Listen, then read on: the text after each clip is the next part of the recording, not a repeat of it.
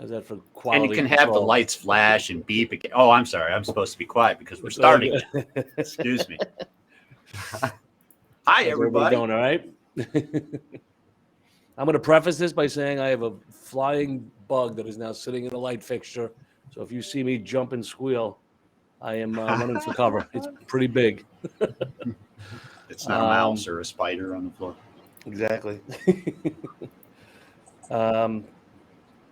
Welcome. Today, we missed last week. We had couldn't get it together last week. Glad to be back. Today's topic, we're going to be talking about QBRs, acronym for quarterly business review. Some do YBRs for yearly, TBRs. There's a bunch of different acronyms, all with the same premise behind it. And it's really just trying to get together with your clients and kind of review the accounts. And we're going to get into all that. But first, Brian Bratcher, BNL Solutions, and joined here today by some close friends of mine, starting with this guy to my left or right, depending on where he is.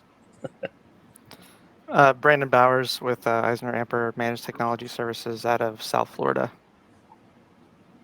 And David Luft with LDD Consulting out of Albuquerque, New Mexico. And I am Dave Groot with Windstar Technologies out of Culpeper, Virginia. Nice. All right, so let's talk about this. First of all, we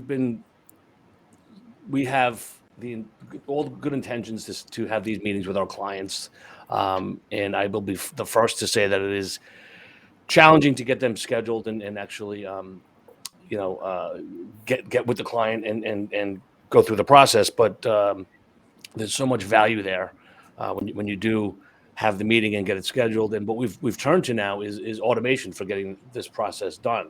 So we send out automatically emails to the clients, and we send it. I think it's quarterly or every 6 months, and let them pick the time on the calendar, and then the automation flows through, and we know what to prepare, what to bring with us. Most of the time we bring lunch, so we kind of preface it that way. Let us buy you lunch. Sit down and kind of review your account. You guys do some similar stuff like that, or try to? I mean, I would also mention some people call them different things, like a QBR, quarterly business review, strategic roadmap meeting, things like that. Alignment, and I think strategy, alignment, conversation, whatever. And what I want to talk about for a second is I feel like that means so much to different. Number one, hopefully any IT company you're working with is doing some type of check-in like this. Number one, bringing up issues, things going on in your industry, helping you plan for the future in terms of budgeting, license changes, things like that. But what I used to have a lot of feedback on when we sort of started the process was that we came with a bunch of technical reports. I was meeting quarterly, but we had to kind of like reformulate what we were providing to ensure we were giving value instead of just a bunch of technical information there in the meetings. And I think our meetings have like evolved to a great deal to now when we're having these meetings, whether it's monthly, quarterly, or annually, depending on what best fits the need of the client that we're working with, is that we're not talking about any of that anymore. It's more just about learning about a function of their business, understanding their industry better, and coming up with a game plan for the future. Right. That's all. Yeah. It's a strategic technology and business process review is what I think it should be. Right. And I think we all started with the reports, because that's what we know. Look at how many updates we did. Look at how many patches we did. Look at how much free space is on your hard drive. Nobody cares. Nobody even knows what that means. They don't know if that's a good thing or a bad thing. If it's not red, they don't know. One thing we've been doing is just actually going over the services that we're providing, because we found that a lot of people thought we were backing up all their desktops, even though they didn't want us to do that because it can be expensive. And so making sure that they understand on critical things what you are and are not providing, because they may want those things now. Yeah, the business needs change, right? I mean, they may not need something you're providing, and they may need something new that they're not even aware you have. or something They a may little need- ramped up from what you're providing. But also, when their staff changes, the person you originally worked with may not be there, and the new people Right. don't know it all. Not to mention companies across the board are having staffing issues, right? So they're needing to be creative. And Or as companies we get picked play a up, role in that. we're finding as companies get purchased, as we're working with the new owners, they're interested in different things. What do you guys feel like is, the main importance for your customers actually meeting with you on some of these things? Like what's the value they're getting? Because for some, we have a hard time connecting in some cases, or they get canceled, and then it seems like they're much more difficult to get that sit down. And then some customers, like, they if we could do one every month or every week, like, they would want to meet with us then. I'm curious what you guys are seeing, and what are you doing to bring more value there. And I guess it will raise a question of what the audience sees and what they're getting from their provider, if they're even having these Yeah. meetings. Yeah, I mean, you don't want to kind of preface it like a sales meeting, right? I mean, going in there with that agenda, and some people do that, but we just kind of we put it out like it's time for us to chat and see how you guys are doing, see how we're doing, and kind of make it more personal than business. But like I said, we bring lunch for the entire office, so um, we don't have huge clients. They're 20, 25 people is probably the average size, and sometimes I meet with one person, bring lunch for the office, but meet with that one person, and sometimes it's a team of people. And I think, and I try to encourage them. Let's have other people sit in here and get some input. And a lot of times I've walked out of QBRs, honestly, guys, and saved the customer money. Like they've walked out paying because there could be, there's 5 devices that they're no longer using that they never told us about, and they're still getting billed for them and stuff like that. And you're not going to get that without these kind of meetings, right? And there's always some additional services or change that we could do. It may not be, it could be a lateral move financially that, there's a better product out there that can do more. And maybe it'll cost a couple of dollars more, maybe it's the same, who knows? But until you engage and, like you were saying, Brandon, understand their business, we're pretty heavy in the financial and accounting verticals, and we work with the vendors. So if we know of changes coming up, or to processes, or they want to go cloud with some things, it's time to have those conversations. And we honestly, that's the only time that we go over warranty information, because we don't talk to them about that. We gone are the days, like you're saying, of going there with all your reports and your stats, and they don't care about that. What we do let them know what their staff thinks of us, like on the CCATs on our reviews on tickets. And so we kind of we fluff that a little bit and put that in front of them, and just say, and is there anything where we're falling weak, and just make it personal and not salesy. Don't go there with a stack of things to, all right, here, let's, they don't care about that. Don't bring a bunch of quotes with you when you Exactly. sit And down. people do that, though. I've talked to many people, Yeah. and some sit there and with all quotes, and they get a signature right there. And that's not my agenda. That's not how we do it. But there's a ton of value, and I wish I could do it more often. I mean, we average once a year. I'd like to get that down to if I'd be happy with twice a year. Quarterly would be great, but I just don't have the bandwidth right now, and the clients don't have a need necessarily. But twice a year would be ideal. The cadence is based on the customer, right? I mean, not every customer needs to meet every quarter. I've got 2 customers I meet every week. It's a different thing. It's just what you got to do. I have one customer that we meet with every month. But like Brandon mentioned too, it's really a good opportunity to understand better their business and the direction they're headed, so that you can make sure that they're aware of services that you potentially offer that could help them, and things they're using that they might not need, like David said. David, both what you and Brian mentioned. So Brian, you talked about having other people in the meetings, and that ties into what you were saying, David. So I find that even in the smaller businesses, when maybe they've got the CFO and the CEO, or something like that in the meeting, and we have an opportunity to learn a little bit further into a certain process of that business, or they'll bring in the sales manager or one of the ops people, and they'll start describing something that we were never aware of was going on, or something they heard about that maybe some of their other partners or vendors that they work with were doing, and it gives a great opportunity for us to potentially be able to tackle or start planning out a solution for something they've been having that like the CEO didn't even have any idea about. Right. I think on that same note, Brandon, even in the smaller businesses, the CEO and CEO and CFO, putting them in the same room and having that strategy conversation in many cases brings up internal needs or processes that one department isn't aware of that another department has, and you're able to align their business strategy internally. When you can get that right, now you're sitting at the table with those people who are making those strategic decisions and you are part of that equation. You can help them to guide their business and use of their technology so that they have that competitive advantage.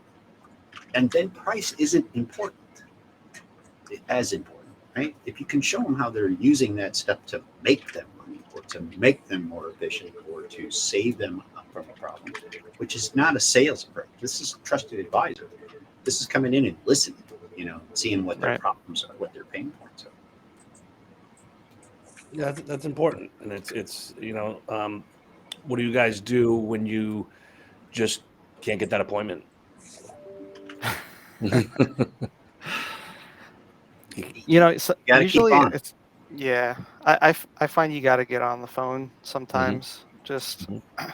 anybody who's been a business owner knows how fast your inbox fills up and how many people are like driving for your attention, and it goes a long way just going another avenue. For me, shooting a text or giving them a call and saying, hey, when can we get lunch, or when can we talk about X, Y, and Z? Or even having just like, in all honesty, uh, hearing something new in their industry and bringing a little bit of like news or something going on, like, hey, I was reading about this, or it reminded me of you. Let's connect on this. And it just speaks to them a little more personal. And I feel like that's helped us re-engage with some customers. Yeah, I've had success, especially during the pandemic though, but doing them virtual. You know what? Listen, Oh let's yeah. grab a half hour and I'll set up a meeting and I've had a lot of success with that too. So that's something that you guys can try too. Yeah, we let our clients pick. They can do it Right. virtual or in person. Right.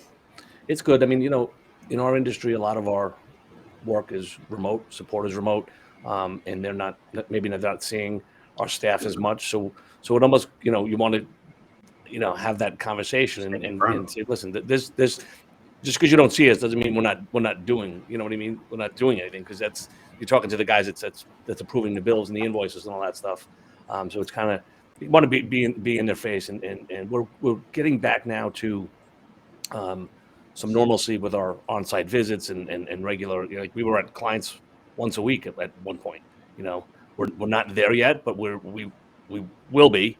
But it's a different, now we're in a different, we all pivoted, and now we have to kind of realign and not lose focus on what we're doing here, right? But again, shooting a text, I mean, that's the thing, is all the automation that goes on with trying to schedule these. It's very easy. It just can get deleted, forgotten, whatever. But personal text from you to your contact, I think that has some value too. The other thing I've been doing as I started getting into doing more tech stuff, just because we were shorthanded, is if I see an easy ticket at a customer that I've been having troubles getting a hold of, I'll just take that ticket, go over there, fix their problem, and just stop in. Right. Right. Just do a And pop in. Yeah. usually they're willing to spend a couple minutes with you, and you can just review a few things with them and see how things are going. And I think people really appreciate that, actually. I also want to like mention how if your provider really isn't doing this and meeting with you and feeling like that's important, it's a little bit of a red flag, because I don't know how many times that we've taken over some type of an account where um, everything was just left to the last minute to do anything. So like a couple years ago, Windows 7 to Windows 10, or 2008 to 2012, or like, there's some major end of life situation going on.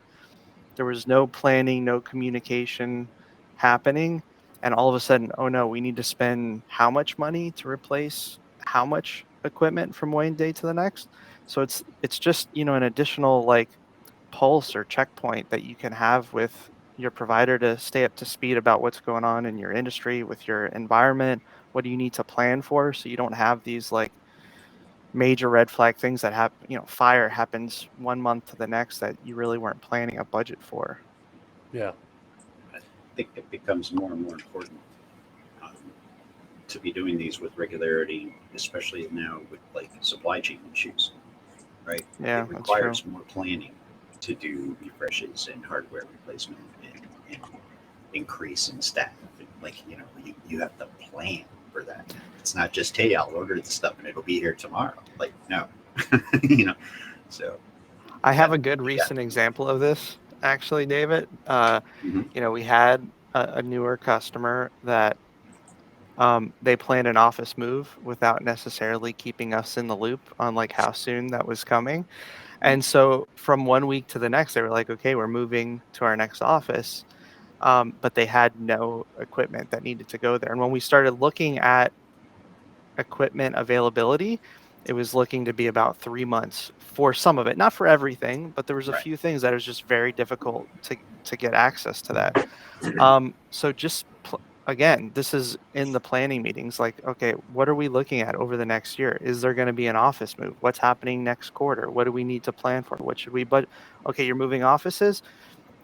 Let's be involved in that process. We need cabling and all these Internet things so that service, and we, and then it's a we smooth transition, right? Then everybody's happy. You're because I mean, I, I'm hoping I can speak for every IT provider out there or consultant out there. Like them being in the loop of that process is going to help make them look good, make the process smooth, make the end client customer happy as well with the process. It's just good for everybody. That piece of communication.